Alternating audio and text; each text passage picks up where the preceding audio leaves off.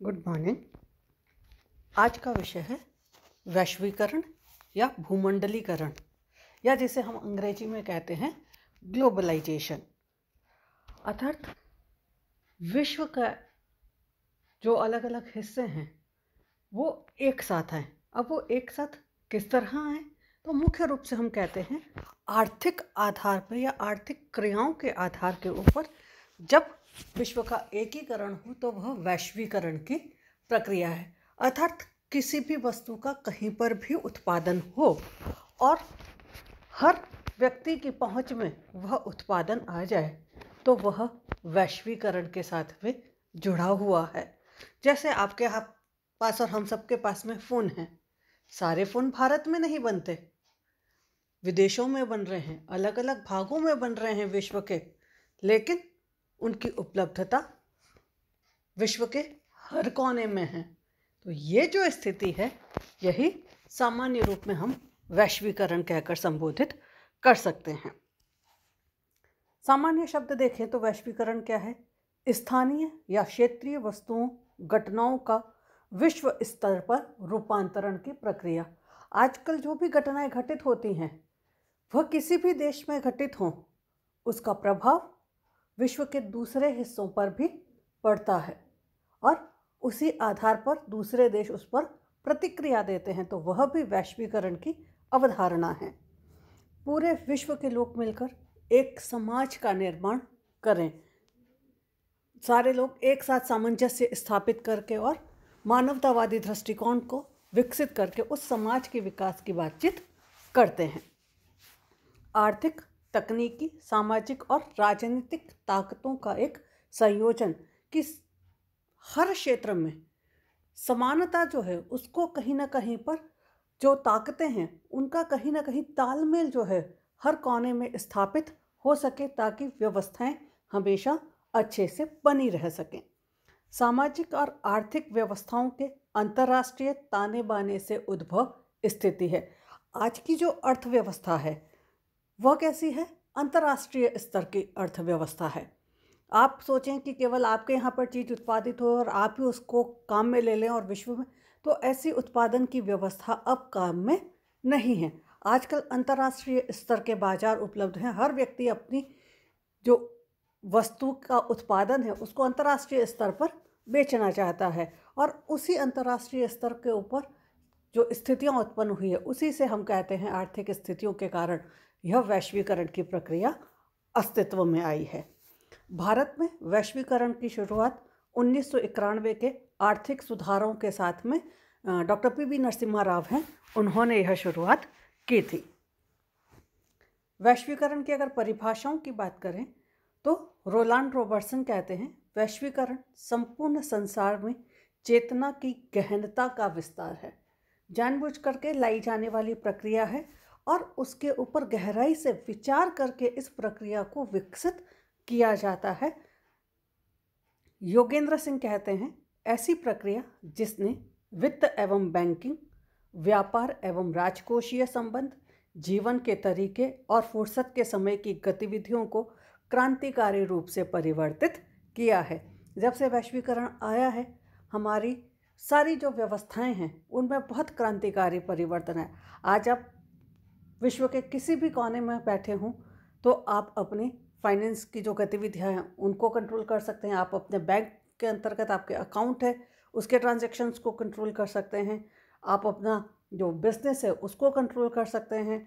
आपका जीवन जीने का जो तरीका है या आपका लेज़र टाइम जो है उसको आप कैसे स्पेंड करना चाहते हैं, उन सब में परिवर्तन देखा जाता है। दिसांक कहते हैं सामाजिक संरचनात्मक शब्दावली के अनुसार वैश्वीकरण कृषिक, औद्योगिक, उत्तर औद्योगिक और अंत में सूचना समाज में परिवर्तन की ऐतिहासिक प्रक्रिया है। अगर हम देखें तो पहली बार जो स्थिति थी वह कैसा समाज था? कृषक समाज, कृषक औद्योगिक समाज में परिवर्तित हुआ। फिर उत्तर औद्योगिक युग आया और वर्तमान जो युग है वो किसका है? सूचना की क्रांति का युग है। सूचना के जो साधन है वो इतनी तीव्र गति से विकसित हो रहे हैं कि आप वैश्वीकरण की इस प्रक्रिया के साथ में जुड़ पा रहे हैं। एंथोनी गिडिंस कहते हैं सामाजिक, राजनीतिक और आर्थिक संबंध इस प्रकार के हैं जो राष्ट्रीय सीमाओं को पार करके देशों के मध्य की स्थितियों एवं भाग्य को निश्चित करते हैं। आप किस प्रकार के देशों के बीच में आपकी स्थिति है, आपकी क्या विश्व के अंतर्गत रेपुटेशन है, उन सब के आधार के ऊपर आपका भाग्य निश्चित वहाँ पर देखा जा रहा है।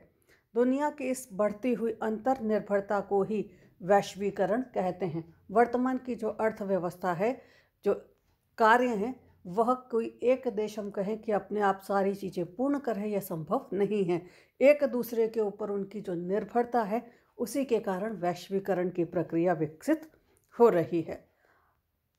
बलदेव राज नायर कहते हैं, आर्थिक नीतियों में परिवर्तन वैश्वीकरण है।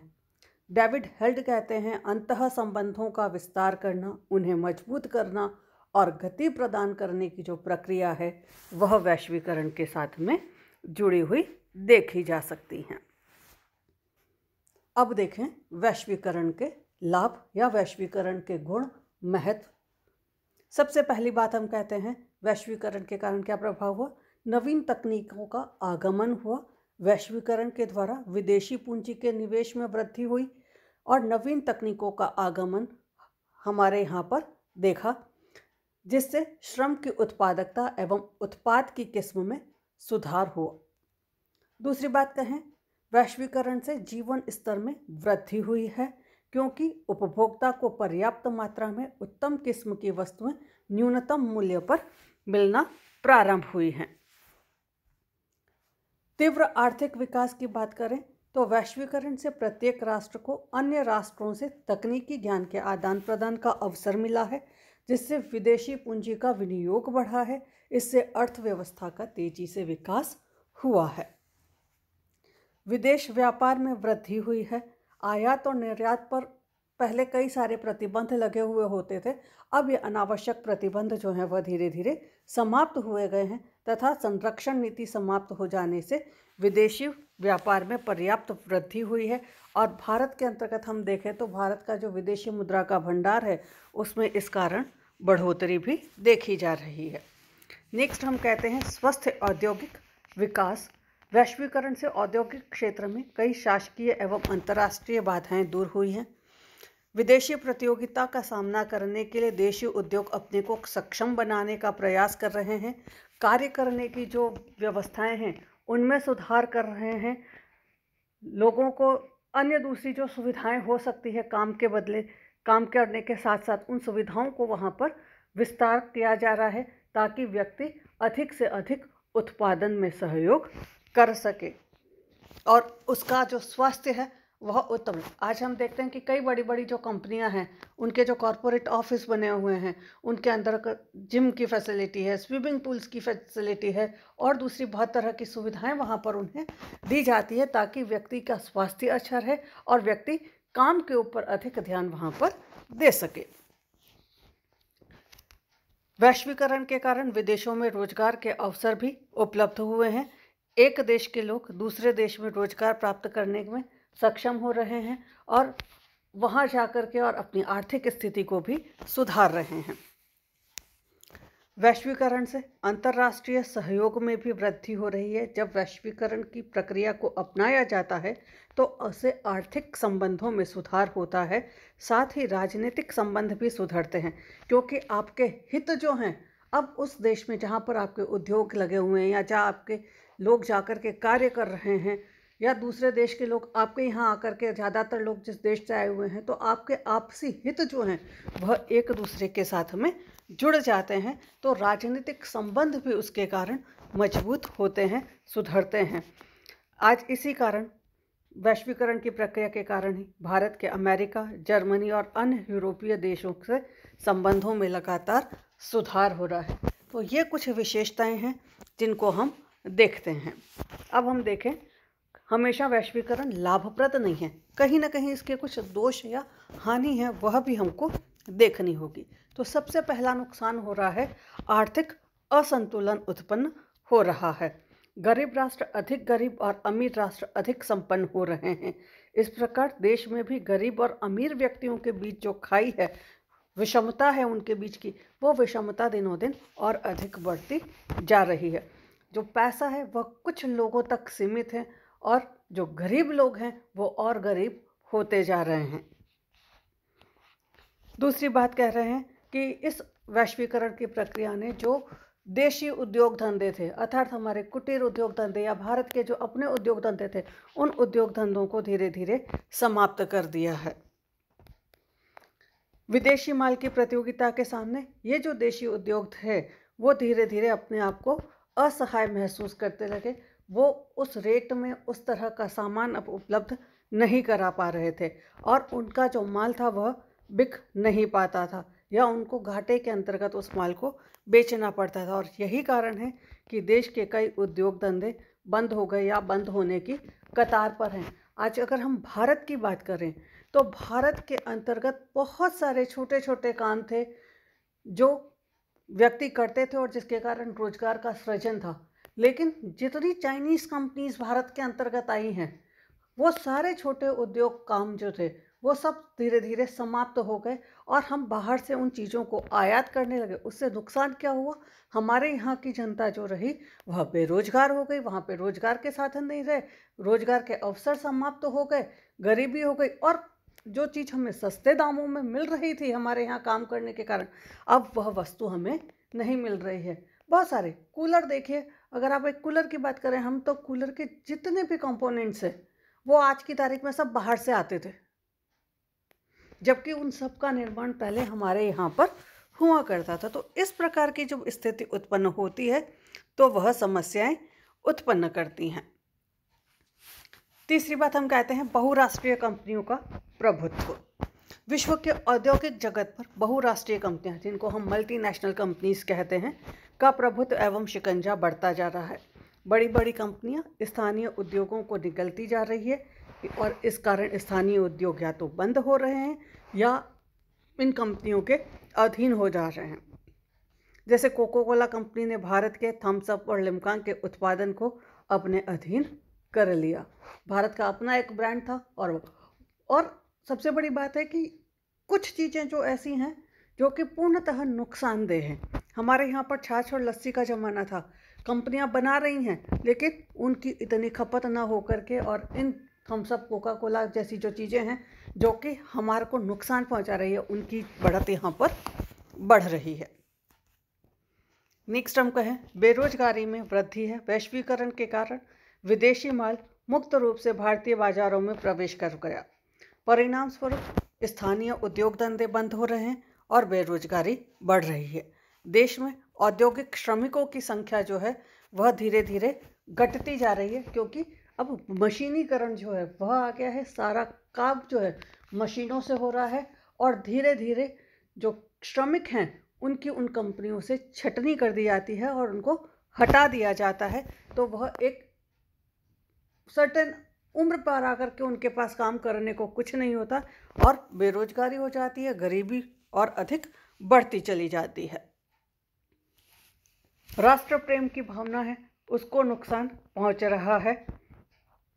लोग विदेशी वस्तुओं का उपभोग करना अपना शान समझने लगे और देशी वस्तुओं को घटिया और तिरस्कार के योग्य समझते हैं। जैसे मैंने अभी आपको बताया कि कोको कोला पीना बहुत शान की बात है, लेकिन छाछ पीना शर्म की बात हो गई।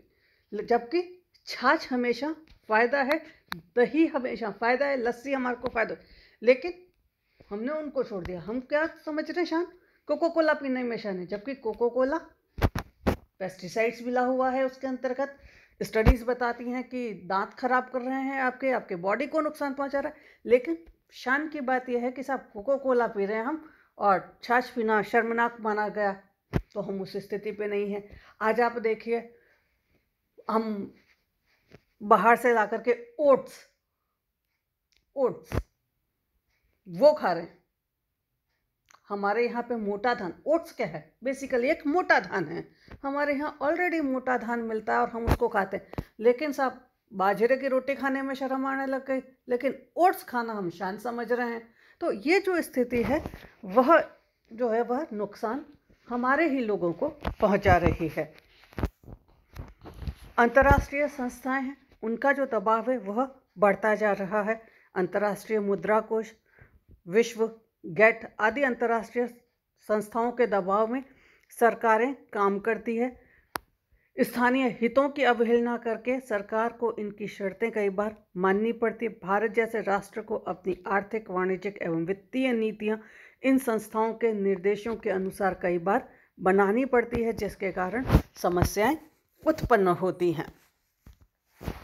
वैश्वीकरण के स्वरूप मुख्य रूप से 4 स्वरूप हैं: आर्थिक वैश्वीकरण, राजनीतिक वैश्वीकरण, वैचारिक वैश्वीकरण और सांस्कृतिक वैश्वीकरण। ये 4 स्वरूप हमको वैश्वीकरण के संपूर्ण विश्व के अंतर्गत दिखाई देते हैं। इनकी चर्चा हम अगले वीडियो जो होगा उसके अंतर्गत करेंगे। धन्यवाद।